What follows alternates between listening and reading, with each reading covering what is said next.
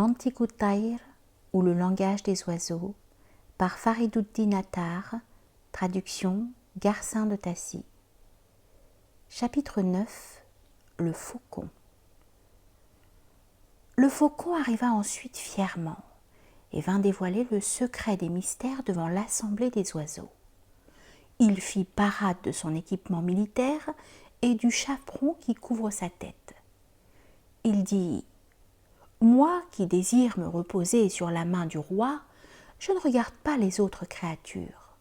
Je me couvre les yeux d'un chaperon afin d'appuyer mon pied sur la main du roi. Je suis élevé dans la plus grande étiquette et je pratique l'abstinence comme les pénitents, afin que lorsqu'un jour on m'amène au roi, je puisse faire exactement le service qu'on exige de moi. Pourquoi voudrais-je voir le simorgue, même en songe? Pourquoi m'empresserais-je étourdiment d'aller auprès de lui? Je me contente d'être nourri de la main du roi. Sa cour me suffit dans le monde. Je ne me sens pas disposée à prendre part au voyage proposé. Je suis assez honorée par la main du roi. Celui qui jouit de la faveur royale obtient ce qu'il désire. Or, pour me rendre agréable au roi, je n'ai qu'à prendre mon vol dans des vallées sans limite. Ainsi, je n'ai pas d'autre désir que de passer joyeusement ma vie dans cette situation, tantôt auprès du roi, tantôt allant à la classe d'après son ordre.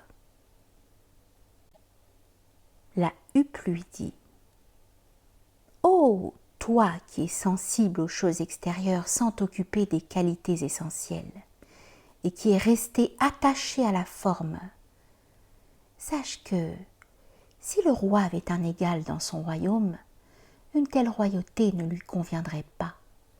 Le simorgue est l'être à qui la royauté convient, parce qu'il est unique en puissance. Celui-là n'est pas roi qui fait follement sa volonté dans un pays, mais le roi est celui qui n'a pas d'égal, qui est fidèle et conciliant. Si le roi du monde est souvent équitable, il se livre cependant quelquefois à l'injustice. Plus on est proche de lui, plus on est sans doute dans une position délicate. On craint toujours de déplaire au roi.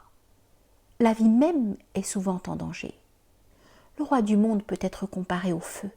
Éloigne-toi de lui, cela vaut mieux que d'en approcher.